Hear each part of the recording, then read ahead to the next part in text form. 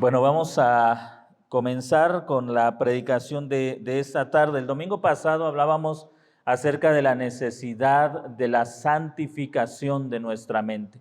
Decíamos que en ese proceso de lucha contra el pecado no es suficiente confesar el pecado, sino que tenemos que santificar la mente. Y al hablar de la santificación de la mente, quería referirme o trataba de hacerles ver cómo es necesario cambiar la forma de pensar que nos llevó a cometer esos pecados o a vivir en esa clase de pecados, para que al ser transformada nuestra mente, nosotros también podamos vivir de manera distinta. Ahora, esto no es un proceso fácil.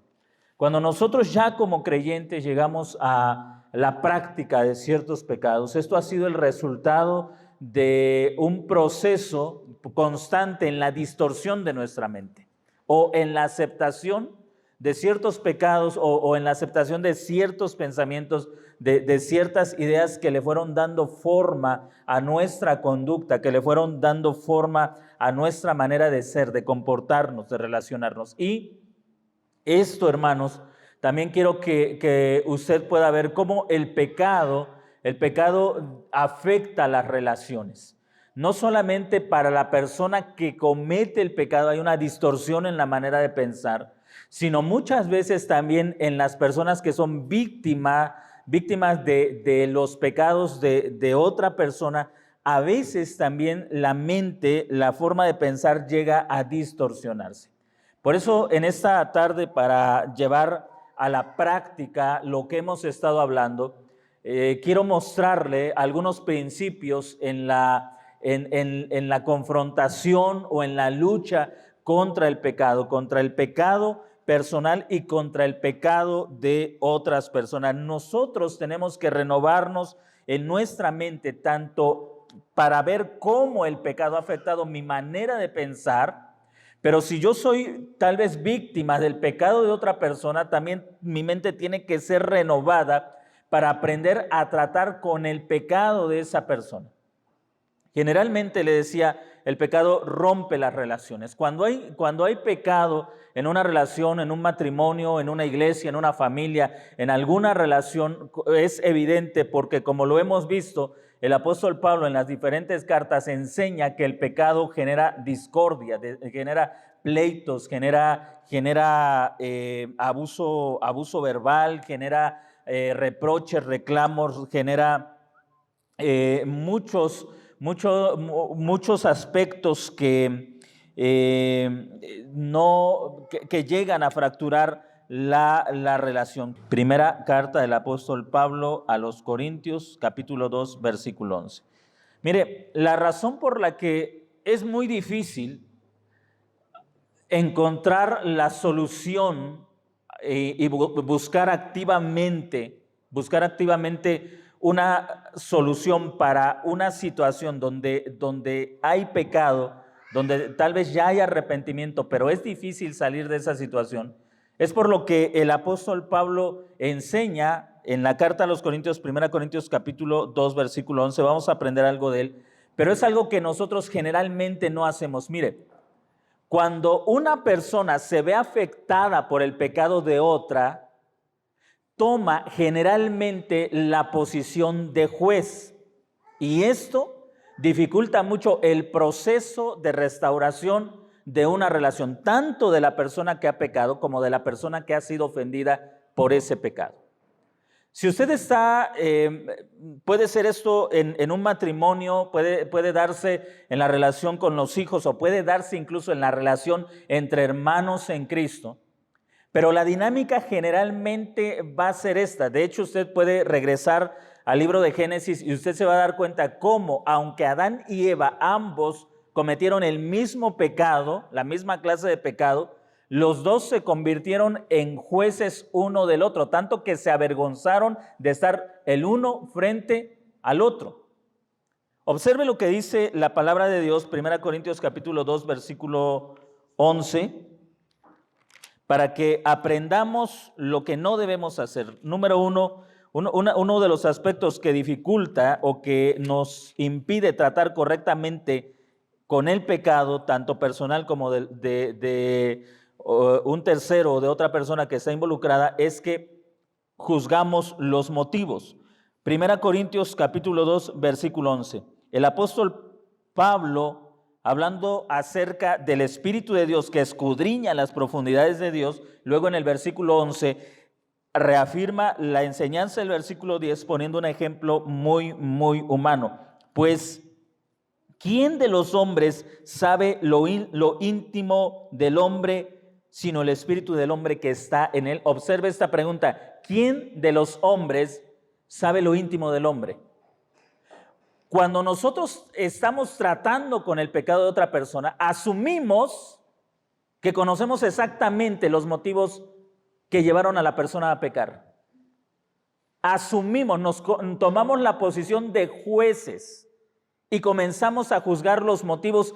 Más adelante vamos a ver qué es lo que la Biblia sí nos permite hacer, pero lo primero que tenemos que aprender a hacer si vamos a restaurar una relación, puede ser la relación del matrimonio, puede ser la relación de los hijos o puede ser la relación entre creyentes, entre hermanos, lo primero que tenemos que aprender, lo que debe cambiar en nuestra mente es que nosotros no podemos juzgar motivos. No podemos juzgar motivos. Cuando una persona acusa a la otra y afirma que conoce exactamente por qué hizo las cosas, está ocupando una posición que no le corresponde. El único que puede juzgar los motivos sin equivocarse es Dios. Nosotros no conocemos lo interno del hombre. Cuando yo me acerco a otra persona y le digo, tú hiciste esto porque eres un envidioso, egoísta, orgulloso, yo estoy juzgando los motivos y estoy presumiendo conocer lo íntimo de la persona, cuando la Biblia dice que nadie conoce lo íntimo de la persona, sino la misma persona. Observe lo que dice en el libro de Proverbios, en el capítulo 20, versículo 26, y le voy a leer el texto en la versión Dios habla hoy, pero busque usted también el texto Proverbios capítulo 20, versículo 5. ¿Lo tienen ahí? ¿Alguien puede leer, por favor? Como aguas profundas es el consejo en el corazón del hombre, mas el hombre entendido lo alcanzará. Muy bien. Ahora observe cómo traduce la versión Dios habla hoy. Estaba viendo el mismo texto en la Septuaginta, que es la versión griega del Antiguo Testamento que está escrito en hebreo. Y la Dios habla hoy capta, me parece muy, muy, muy correctamente el texto. Las intenciones secretas son como aguas profundas, pero el que es inteligente sabe descubrirlas. Las intenciones secretas son como aguas profundas. En otras palabras, nadie conoce las intenciones o las motivaciones de una persona. Son como aguas profundas. Le repito, una de las cosas que causa muchos problemas en la resolución de problemas es que en lugar de pensar, supongamos si yo soy el ofendido, en lugar de pensar en una forma activa, en una manera de solucionar el problema, tiendo a convertirme en juez de la otra persona y comienzo a juzgar sus motivos. Y usamos palabras como yo te conozco, ¿verdad? Presumimos que conocemos perfectamente a la persona. Te conozco, sé por qué hiciste estas cosas. Es que yo te conozco bien y sé que eres así y así y así. Comenzamos a acusar a la persona cuando la Biblia dice en repetidas ocasiones que nadie conoce a la otra persona, que la única persona que se puede conocer, déjeme decirle algo, a la única persona que puede usted conocer perfectamente es a usted mismo. Esa es la única persona que puedo conocer perfectamente es a mí. Porque nadie conoce, recuerde lo que escribe el apóstol Pablo en la carta a los Corintios 2:11, ¿quién de los hombres sabe lo íntimo del hombre? Pablo está haciendo una pregunta que vale la pena detenernos a pensar. ¿Quién de los hombres sabe lo íntimo del hombre? ¿Quién? Ni siquiera el esposo puede conocer perfectamente a su esposa, o la esposa no puede conocer perfectamente a su esposo, o los padres conocer perfectamente a los hijos, sino una persona puede conocerse solamente a ella misma. Cuando nosotros pasamos por alto esta verdad y asumimos la posición de jueces, vamos a hacer que una situación empeore en lugar de que mejore. ¿Por qué? Porque vamos a asumir la posición de jueces. Y nosotros damos un dictamen. Esta es la razón, hermanos, por la que en cada problema hay abuso verbal, hay pleitos, porque yo me pongo en una posición de juez y digo, ese es mi dictamen sobre ti. Tú eres esto y esto más. Y esta es mi sentencia. Eres una mala persona. He dado mi sentencia. Entonces, ¿qué va a hacer la otra persona?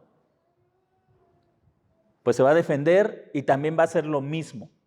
Se va a convertir en un juez para mi propia persona. Si nosotros no cambiamos nuestra manera de pensar, estamos haciendo lo que hace todas las personas. Todas las personas hacen esto. Primero juzgan a la persona como si conocieran exactamente a la otra persona y concluyen hacen un juicio sobre los motivos de la persona y por lo tanto hacen una determinación de lo que piensan acerca de la persona. 1 Corintios capítulo 4 versículo 5. Así que no juzguéis nada antes de tiempo.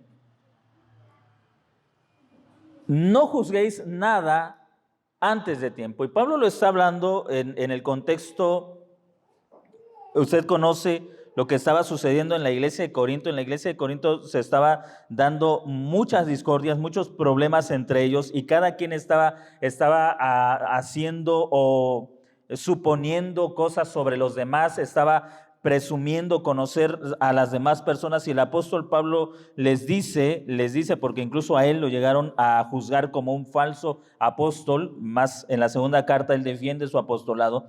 Pero Pablo le enseña a la congregación, no juzguen nada antes de tiempo. No juzguen nada antes de tiempo.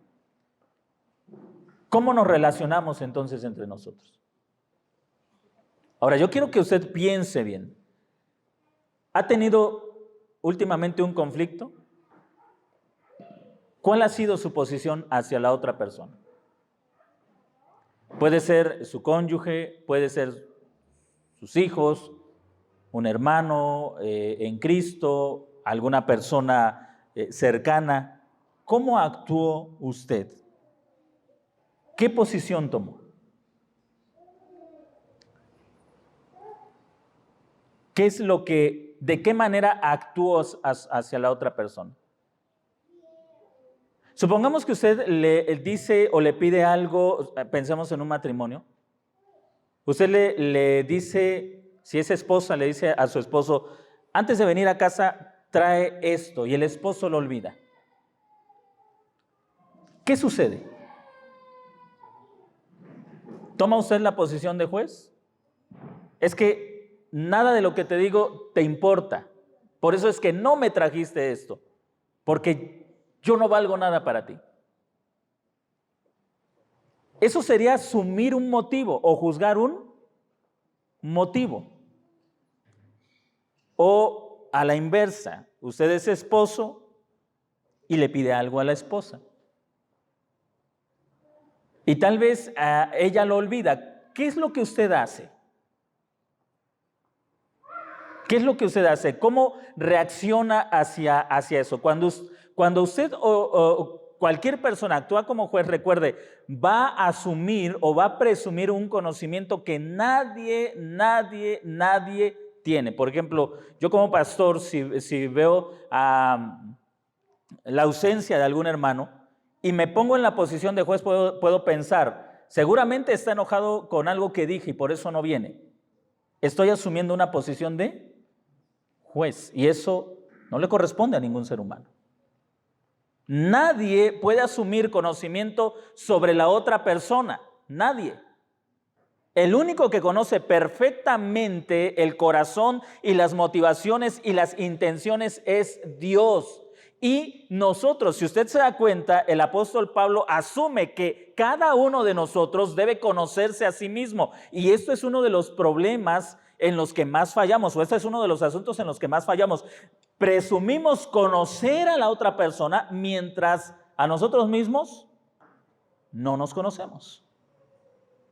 Cuando somos llamados a conocernos a nosotros como aguas profundas, dice el libro de Proverbios, son las intenciones, dice Dios, así lo traduce Dios habla hoy, las intenciones secretas son como aguas profundas. Pero note usted esto, pero el que es inteligente sabe descubrirlas. ¿Qué se necesita para tratar con el pecado?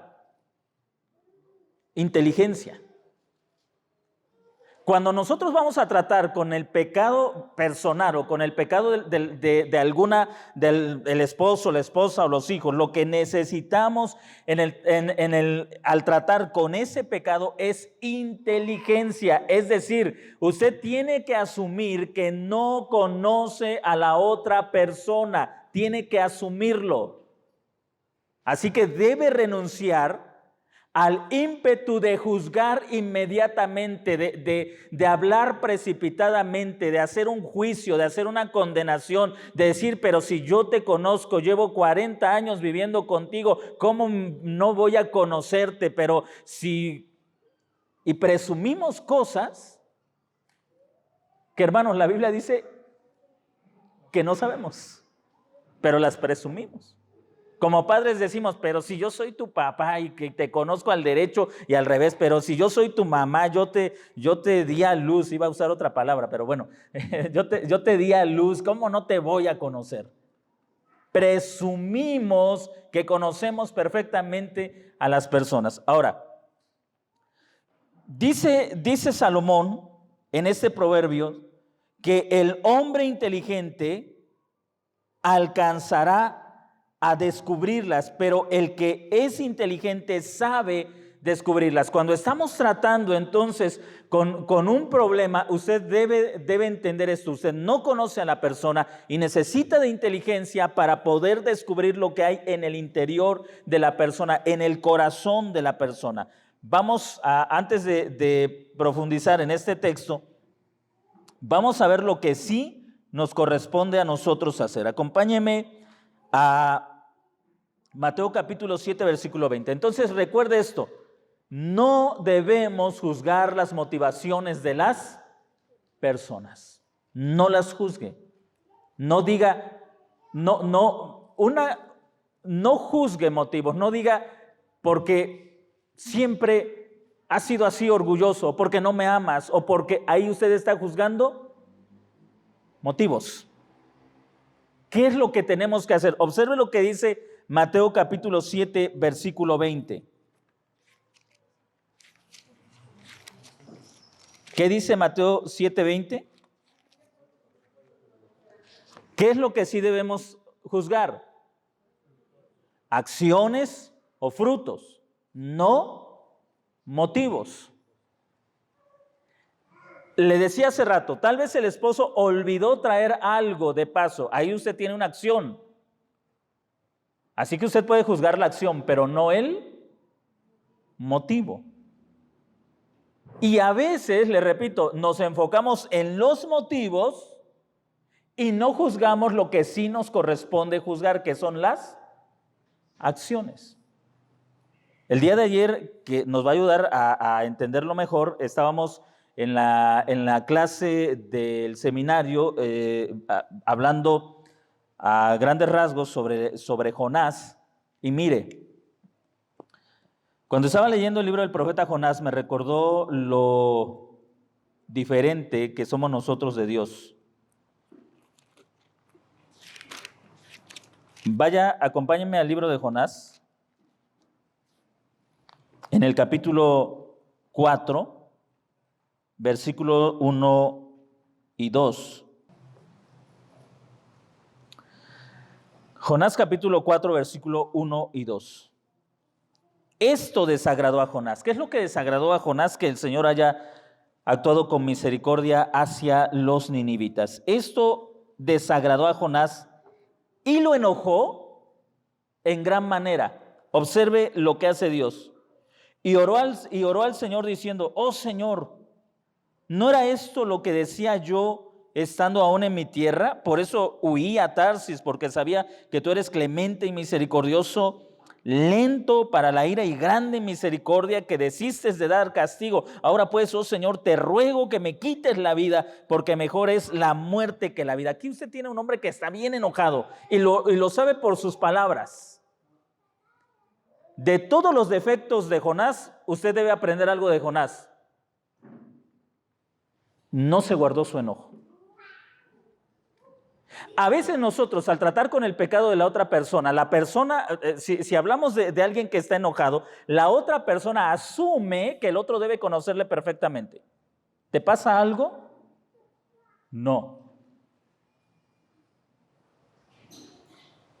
Y la otra asume: si me conocieras de veras, sabrías por qué estoy enojado y por qué estoy enojado.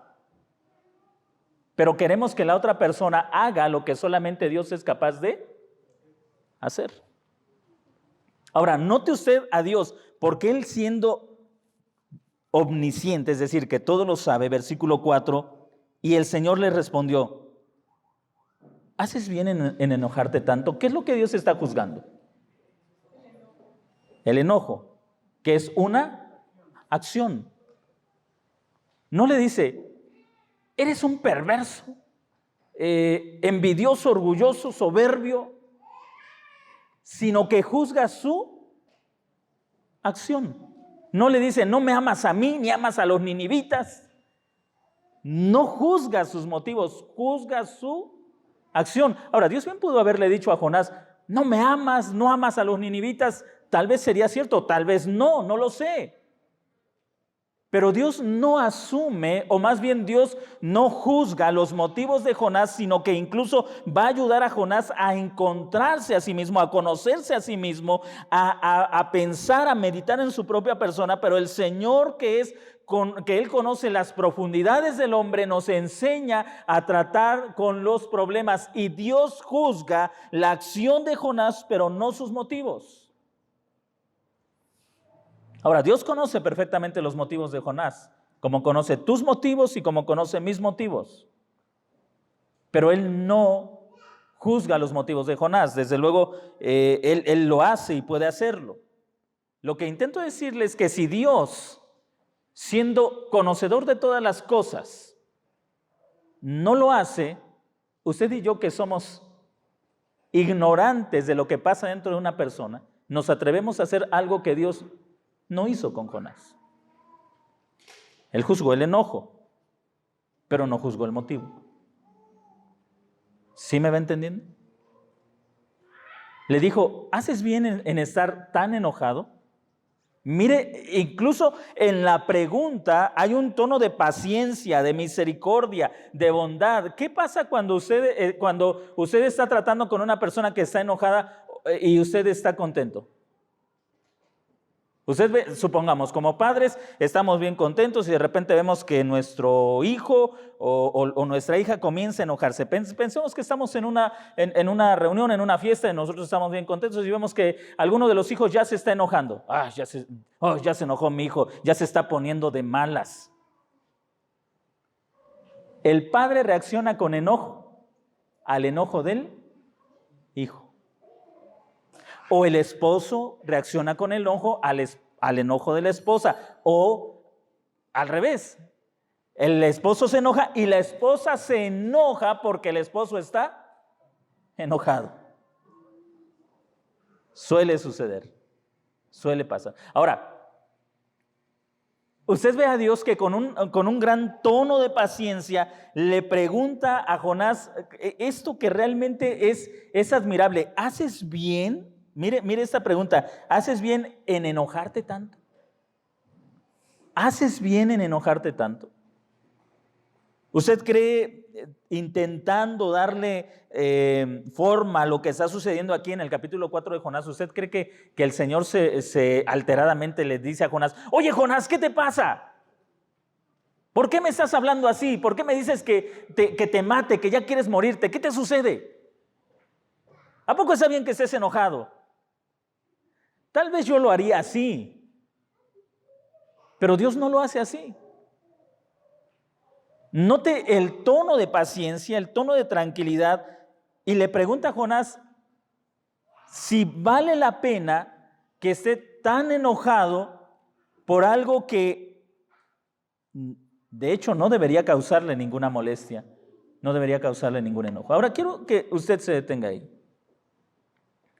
Cuando nosotros, hermanos, no asumimos el papel que nos toca y asumimos el papel de Dios, vamos a tratar de cambiar la situación, pero en lugar de intentar cambiar la situación expresando gracia, misericordia, bondad hacia la otra persona, intentando que la otra persona abra su corazón para que nos diga cuáles son los motivos o las razones, note cómo lo que hace Dios es que Jonás realmente pueda sumergirse en su propia persona con estas preguntas.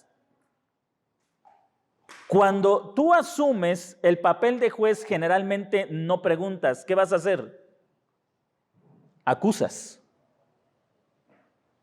No preguntas. Tú acusas. Tú das por supuesto que ya sabes la situación. Y entonces tú vas a acusar. Tú no vas a preguntar.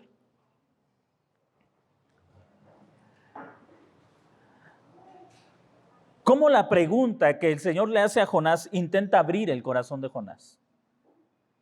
Que Jonás realmente piense en lo que está haciendo, en las palabras que está diciendo, en las acciones, en la actitud que está tomando. La pregunta que Dios le hace a Jonás tiene la intención de que Jonás sea honesto consigo mismo y que realmente él pueda tratar con su propio pecado. Cuando tú asumes la posición de juez, impides que el pecado sea tratado. Es decir, estás tan urgido de que se solucione el problema que en lo que haces es impedir que el pecado realmente se solucione. Espero que me vaya entendiendo. Has asumido un papel que no te corresponde, has asumido una posición que no te corresponde y en tu afán, en tu deseo de solucionar rápido esa situación, ya has hecho un juicio, has traído ya a condenación a esa persona, has dado tu veredicto y lo que haces es impedir que el problema realmente se solucione. Por eso le decía, regresando al libro de Proverbios, Salomón nos enseña una gran verdad. El inteligente o con inteligencia llegarás a las profundidades de las aguas. ¿Y qué significa eso? Que tú vas a buscar la manera, como Dios lo hace, de llegar al corazón de la persona. ¿Quiénes de nosotros nos sentimos cómodos frente a un juez? Nadie. Ninguno de nosotros se siente cómodo frente a un juez. Ninguno de nosotros se siente cómodo frente a una persona que ya tiene un juicio sobre nosotros. Si es un hijo, el hijo no se siente cómodo frente a un padre que ya tiene un juicio sobre él. Eres un mal hijo. Punto. Si eres un esposo, no te sientes cómodo frente a una esposa que ya tiene un juicio sobre ti. Eres un mal esposo. Hace tiempo, un hombre que había cometido un pecado, ellos no son creyentes, por lo que sé, hasta ahora ninguno de los dos es creyente. Por medio de una persona que me contactó para hablar con este matrimonio, con muchos problemas bastante fuertes. Y cuando en una de las ocasiones en la que estábamos hablando, él me decía, ella no se da cuenta que me hiere a mí también con la manera en que me habla, con la manera en que me trata, con la forma en que me está acusando. Pero cuando yo le intento decir algo a ella vuelve sobre mí y justificando su actitud y me decía él, yo no le digo nada porque de alguna manera pienso que merezco la forma en que ella me está tratando. Es decir, lo que yo le hice a ella es mucho más grave y me merezco esto que ella me está haciendo. Cuando nosotros asumimos la posición de juez, nosotros impedimos que realmente los problemas se solucionen. ¿Por qué? Le repito, porque tú te sientas a juzgar a la otra persona y tú ya tienes un veredicto. Eres una mala esposa, eres un mal esposo, eres un mal hijo, eres un mal hermano en Cristo, eres un mal padre. Ya tienes un juicio sobre aquella persona y a ti no te interesa escuchar lo que la otra persona tiene que decirte a ti, porque tú ya tienes una sentencia sobre la otra persona. Por eso es que la Biblia nos recuerda que en la resolución de problemas la santificación implica cambiar nuestra manera de pensar. Si vamos a resolver los problemas que naturalmente se van dando en las relaciones, tenemos que santificar nuestra mente y tenemos que aprender que ninguno de nosotros es un juez. Nadie es juez sobre otra persona. ¿Recuerda usted cuando Moisés entró en la disputa de dos hermanos suyos del pueblo, de entre los israelitas? Y entonces cuando él entra para separarlos, ¿qué es lo que le dicen? ¿Pero quién te crees tú que eres? ¿Quién te ha puesto como juez sobre nosotros? Y cuando Moisés escuchó esas palabras, él sintió miedo. Y a veces nosotros actuamos de esa manera. Actuamos como jueces. Como padres, de repente vemos a dos niños que están peleando, sobre todo si un niño está peleando con mi hijo, yo llego como juez y a ver, no estés molestando a mi hijo. Si quieres jugar tú, vete para allá. Yo ya hice una sentencia. Mi hijo es bueno, este niño es malo porque está molestando a mi hijo. Ya di una sentencia. Actué como juez. Y eso complica las relaciones. Ninguna relación puede crecer, puede florecer cuando una persona toma la posición de juez sobre la otra persona. Ninguna relación puede crecer, ninguna relación puede mejorar o puede florecer, ni un matrimonio, ni una relación entre padres e hijos, ni una iglesia. No puede florecer si alguien toma la posición de juez. No pueden florecer las relaciones porque nadie, en algunas ocasiones cuando aconsejo a otras personas, lo primero que les digo es, yo no vengo a ser un juez entre sus problemas. Yo no soy un juez de ustedes. Una persona que tenía problemas en su matrimonio me decía, y esto es algo que frecuentemente escucho, me decía, dígame usted si no tengo yo la razón en esta situación. Yo tuve que decirle, yo no soy juez de ustedes. Yo no puedo decir, sí, tú tienes la razón y tú estás equivocado. Porque el único juez es Dios. Cuando nosotros no entendemos esa pequeña diferencia entre tomar una posición de jueces ante una situación en lugar de ayudar a la persona o incluso de nosotros mismos, porque el domingo pasado veíamos que la razón por la cual David pudo superar su pecado fue porque se sentó a meditar en lo que él estaba haciendo. Y de hecho veíamos algunos de los salmos, espero que usted haya copiado el número de los salmos que nos muestran cómo David se sienta a meditar sobre lo que está haciendo, a pensar sobre lo que está haciendo, y solamente cuando él medita sobre sus acciones es que puede entender la profundidad de la gravedad de su pecado. Si usted toma la posición de juez, usted no va a meditar en lo que usted está haciendo. ¿Por qué? Mire, cuando yo actúo como juez, primero tuve que justificar mi posición para atacar la posición de la otra persona. ¿Sí me está entendiendo? Yo estoy bien y tú estás mal, así que el único que ve las cosas correctas soy yo. ¿Y no es cierto que a veces esa es la situación en los problemas? Yo veo las cosas correctamente y tú las estás viendo mal, así que tú debes hacer lo que yo te estoy diciendo porque yo sé lo que te digo. Asumimos un papel que no nos corresponde. Tomamos una posición que no nos toca hacer, que no nos toca llevar. Piense En el último conflicto que usted vivió, en su matrimonio, con sus hijos, con algún hermano en Cristo, ¿cómo terminó la situación?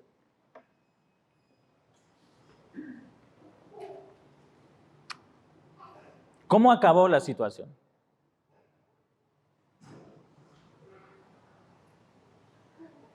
¿Llegó usted a la profundidad de su propio corazón y ayudó o fue ayudado, y también recibió usted ayuda para conocer su propio corazón? ¿O asumió la posición de juez y dio un dictamen? Pues yo ya te dije, si quieres oye y si no quieres no me oigas, pero yo ya te dije lo que pienso. Punto, se acabó. Porque yo soy el juez. ¿Cómo actuó usted en el último conflicto que enfrentó?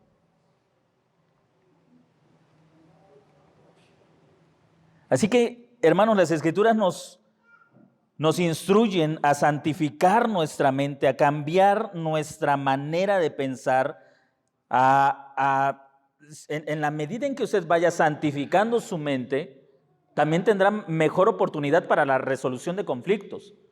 Recuerde, la santificación de la mente implica que usted va a pensar de manera diferente a como piensa el resto de la sociedad. En nuestra sociedad todo mundo es juez de todo mundo.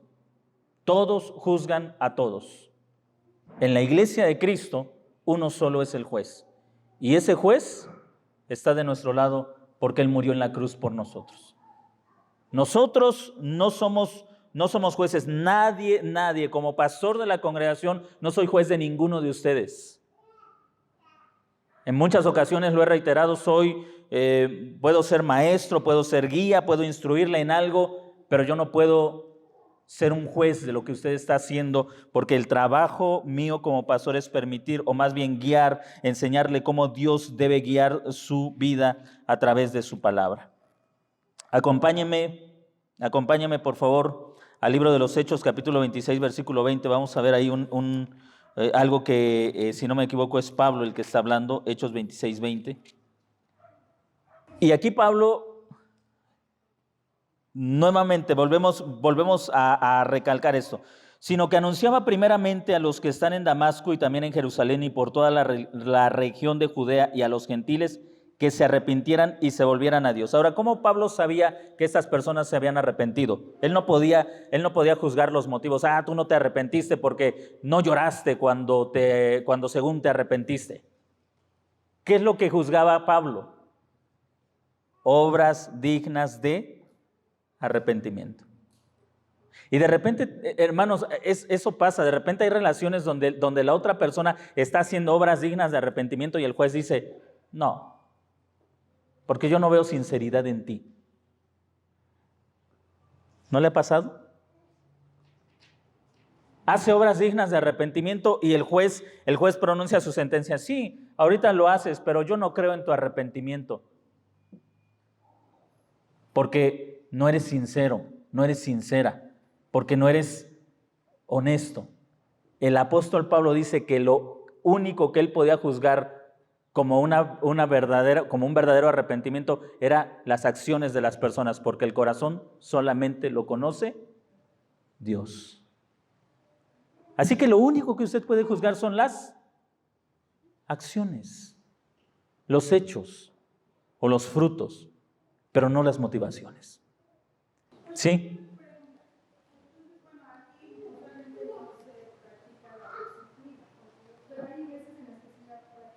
Sí. ¿Cómo sería la forma correcta de aplicar una disciplina sobre algún hermano que ha cometido algún pecado y que se considera que la misma que daña la congregación? Porque cuando se hace una disciplina, en algunas iglesias tienden a hacer una reunión con hermanos que han sido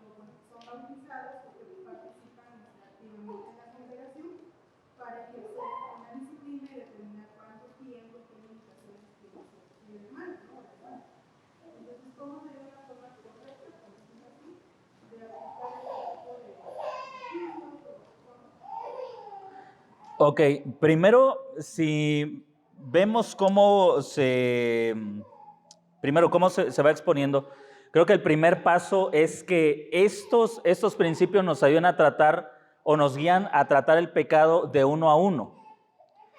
La disciplina congregacional sería cuando la disciplina de uno a uno no surte efecto. Tenemos entonces, aquí hay algo bien importante. Cuando nosotros no manejamos o no sabemos cómo dar estos pasos, al tomar la posición de juez, muchas veces limitamos incluso el proceso de disciplina dentro de la iglesia, la disciplina corporativa. Ha sucedido o hay casos donde las personas a veces tienen una idea equivocada de la función del pastor. Piensan que el pastor debe ser como que la persona que conoce cada aspecto de la vida de los creyentes, y entonces si algún hermano anda en pecado y alguien lo sabe, entonces la idea es, si yo lo sé, lo debe saber el pastor. Y si el pastor no lo sabe o si el pastor no hace nada, es porque, no sé, alcahuetea o X cosa. Ahí ya se está haciendo un juicio. Cuando la Biblia dice que si yo sé algo acerca de mi hermano, la responsabilidad recae sobre mí, que sé, sobre mí, sobre mí que soy creyente. Si yo sé que mi hermano está cometiendo algún pecado, entonces yo soy el responsable de acercarme y de amonestarlo. Estamos aprendiendo que no voy a acercar como juez. No voy a acercar y condenarlo. Pues no que te dices que eres cristiano y que según mucho amas a Dios y que esto. No voy a acercarme como juez. Tengo que, como dice el libro de Proverbios, entrar a las profundidades de su corazón. ¿Cómo? Pues a través de muchas preguntas, hasta que yo pueda entender un poco la razón por la que el hermano está actuando de esta manera. Si ese paso no da resultado, entonces puedo el recurso que el Señor da es la congregación. La congregación que busque que este hermano salga de esa situación. Lo que pasa muchas veces es que se cierra ese proceso. Si yo lo sé, el pastor lo debe saber. Y como el pastor lo debe saber y no hace nada, entonces yo me enojo porque nadie hace nada. Así que nadie hace nada, el pastor no hace nada y seguramente lo sabe. Así que si nadie hace nada, yo me enojo y comienzo a aislarme. Comienzo a alejarme. Eso puede ser un alejamiento tanto emocional como físico. Y eso va impidiendo el proceso de disciplina que tiene como fin la restauración de la persona. Ahora, en algunas ocasiones cuando se pregunta, por ejemplo, si hay algo que, como veíamos el domingo pasado, cuando en algún matrimonio que tiene problemas se le pregunta, ¿hay algo que se pueda hacer para ayudarlos a superar esa crisis? Y la respuesta es, ¿estamos bien? Eso también es disciplina. Es decir, sentarnos a aprender a vivir el matrimonio es disciplina. Lo que pasa que tenemos la idea equivocada que disciplina solamente es decirle al creyente, estás suspendido 1 año o estás suspendido 6 meses, no vas a... ¿Perdón? Estás excluido de las actividades, no vas a... Incluso se les prohíbe la comunión y eso no tiene nada que ver con la disciplina. La disciplina tiene que ver con instrucción. A ver, están teniendo problemas, vamos a sentarnos a aprender lo que la Biblia dice sobre esto y a llevar una disciplina que los cambie de manera de pensar para que entonces puedan vivir de acuerdo a lo que dice la Escritura sobre este asunto en particular. Eso es disciplina. Disciplina es instrucción. Formar tu mente o disciplinar tu mente a una manera de pensar que está de acuerdo a la palabra de Dios. La disciplina en la iglesia nunca debe ser punitiva, es decir, nunca debe ser un castigo. Estás excluido o estás sancionado o incluso estás expulsado. Nunca debe ser punitiva, nunca debe ser un castigo. Siempre es instructiva, es formativa, es reconstructiva. Tiene como propósito hacer que ese matrimonio que no está funcionando bien, que esos hijos que no están funcionando bien, aprendan a vivir de acuerdo a la palabra de Dios para que entonces su vida sea diferente. Entonces la disciplina siempre va a ser instructiva. La iglesia ha tenido casos de disciplina instructiva. En algunos casos también, cuando los creyentes se ausentan y uno los busca para ayudarlos, pues ni para la punitiva hay lugar, ¿no? O sea, no hay manera, por más que querramos, por más que se quiera dar ese proceso, no se puede, ¿sí? Espero haber contestado la pregunta. Dices, me contestó otra cosa, hermano, pero...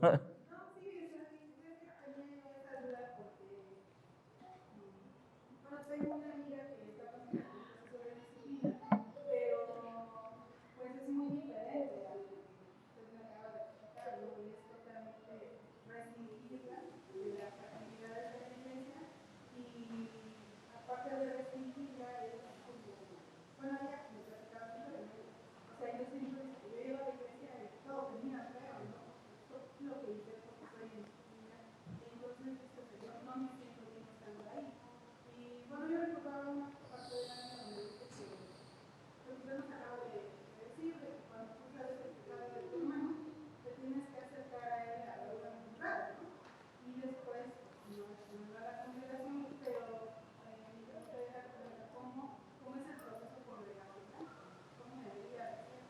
Porque creo que la mayoría de veces la aplican solamente así, de decir, no puedes participar, de si tocas, cantas, de la reunión, usualmente solo se inclina a la excepción de las actividades, pero bueno, lo que te decía, no hay un proceso de restauración para eso. Sí, ya cuando entra a la iglesia es porque el creyente ha permanecido tanto en una actitud de no cambio de su mente, de no santificación de su mente, para usar el término que hemos estado usando estos últimos enseñanzas, y la iglesia entra para recomendarle nuevamente que se arrepienta, y el arrepentimiento tiene que ver con un cambio de manera de pensar.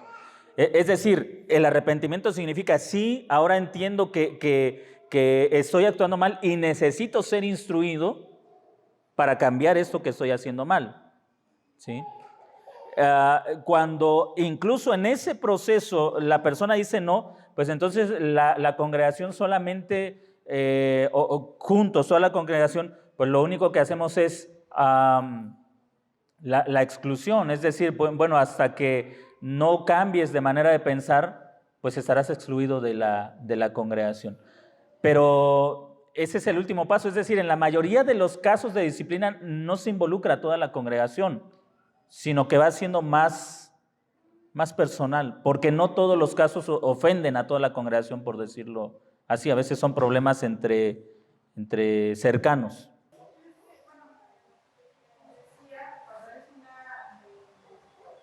Exhortación personal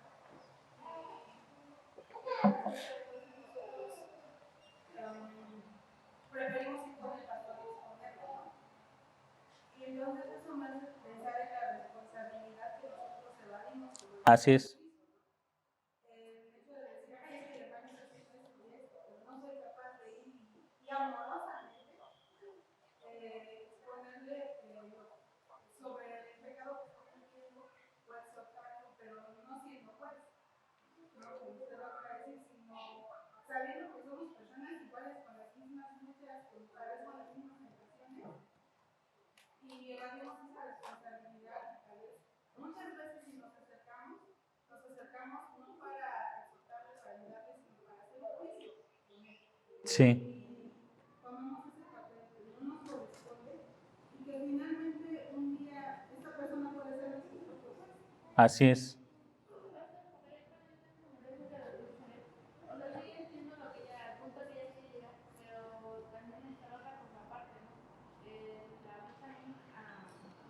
Cuando hablamos de una situación, también nosotros estar conscientes que cuando un hermano viene a hablar de esa acción que cometemos mal, no molestarnos o sentirnos mal, porque en ocasiones podemos decir, pues si no estamos maduramente en el que sentimos, aún no llegamos a esa parte, a esa maduración, pues intentamos como sentirlo como ofensa o pues bueno, como crítica, en lugar de sentirlo como una ayuda.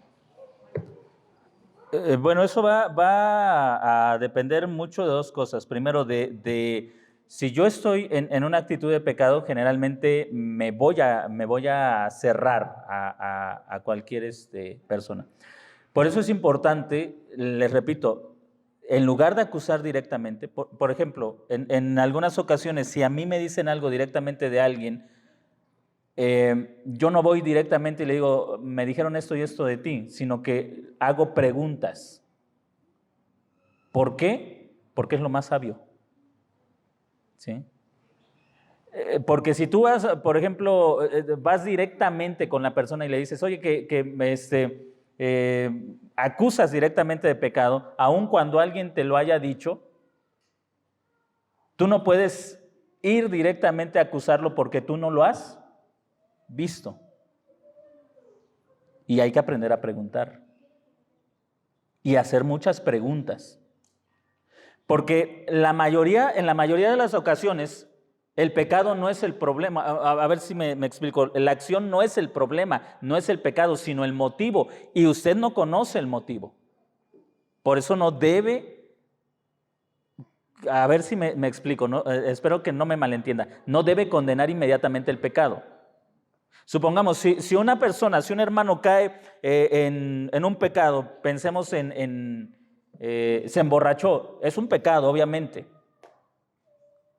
Pero puede ser que el motivo sea lo que le está llevando a eso, tal vez no saber manejar la frustración, no poder perdonar, no poder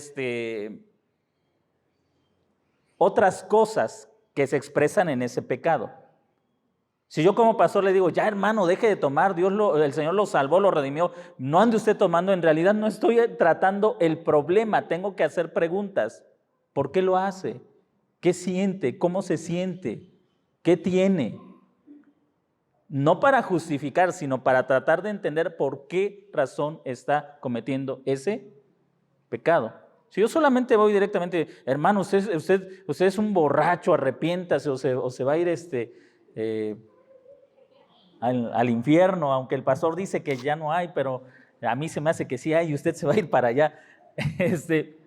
Lo que usted está haciendo es tomar la posición de juez. Y nunca va a llegar a la resolución del problema. Nunca. Por eso tenemos que aprender a preguntar y a preguntar mucho para conocer a la persona. En la medida que tú preguntas, tú vas conociendo. Porque, entienda usted algo, nadie conoce lo íntimo del hombre sino el propio hombre. Yo no puedo conocer a otra persona y tengo que conocerla a través de preguntas. Preguntas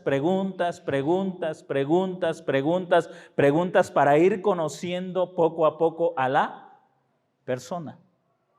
Y entonces entender cómo es su situación y qué puedo hacer para ayudarla. ¿Sí?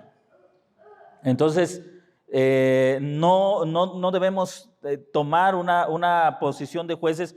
Decía, el segundo paso, les decía, la instrucción es importante en la transformación de nuestra mente.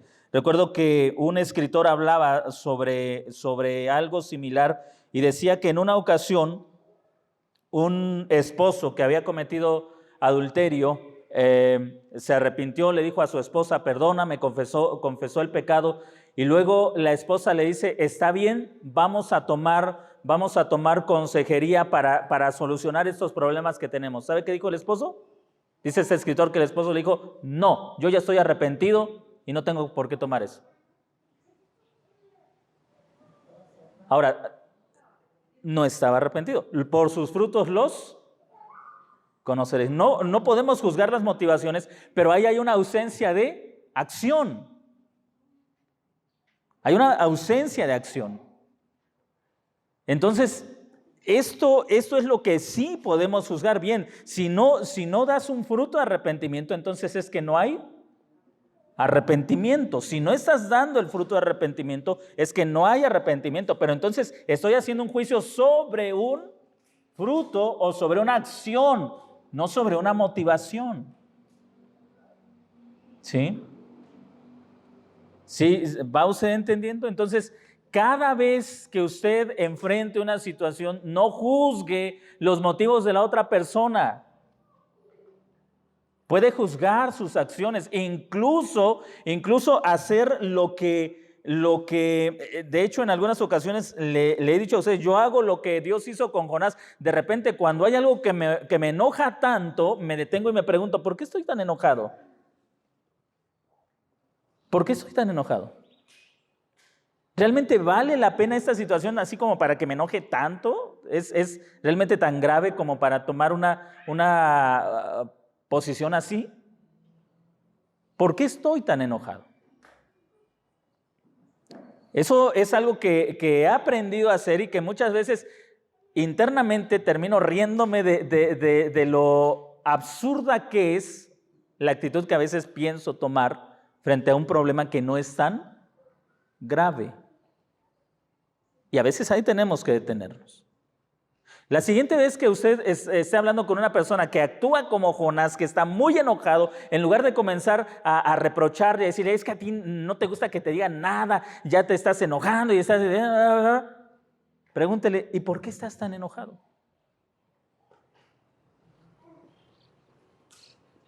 Hágale pensar en esa actitud antes de acusarlo.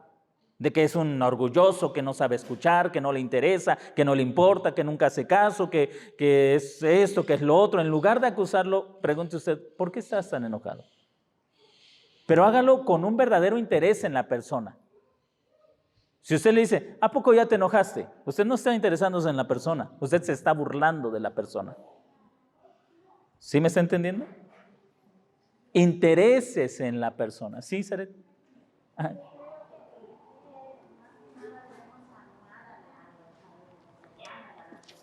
Sí.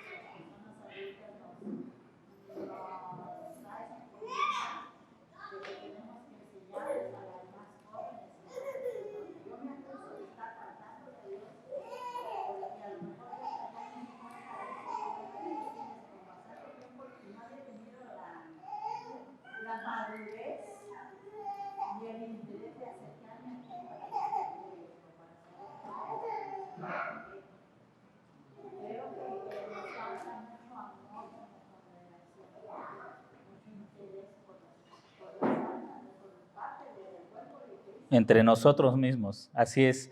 Cuando algunos de ustedes que estuvieron en el discipulado de los jueves, cuando hablábamos acerca de la disciplina y que llevábamos un discipulado luterano muy bueno, por cierto. Uno de los puntos que se hablaba acerca de la disciplina era, se titulaba algo así como la disciplina, el amor de Dios que busca. Y eso es la disciplina. La disciplina es Dios buscando a sus hijos. Eso es la disciplina. Es el amor de Dios extendiéndose hacia uno de sus hijos diciendo, no quiero que vivas como los que no conocen, no quiero que vivas como los que no tienen fe, quiero que vivas diferente. Entonces la disciplina no es castigar al ofensor, es llamarlo a disfrutar de esa gracia que nos ha sido dada abundantemente de parte de Dios y sin reproche, amados hermanos. Quisiera pedirles que al concluir esta predicación y al orar, nosotros le pudiéramos decir al Señor, perdóname, de manera personal, perdóname si en su mente usted está recordando ser juez de alguien, poderle decir a Dios honestamente, perdóname por haberme comportado más como un juez y menos como una mano tuya que se extiende para llamar a aquel que ha sido quebrantado por el pecado. O tal vez, hermanos, si nos hemos cerrado o si en lugar de aceptar esa ayuda nos hemos cerrado también, decirle al Señor, perdóname por resistirme a esa gracia que tú me extiendes. Creo que el hablar del pecado en la iglesia es doloroso porque el pecado ofende a Dios, pero también ofende a los creyentes. Pero también el saber que la gracia nos enseña que esas situaciones pueden cambiar. Es un enorme aliento de saber que sin importar la situación en la que nos encontremos, es posible un cambio y un verdadero cambio si nuestra mente es santificada, si cambiamos en nuestra manera de pensar.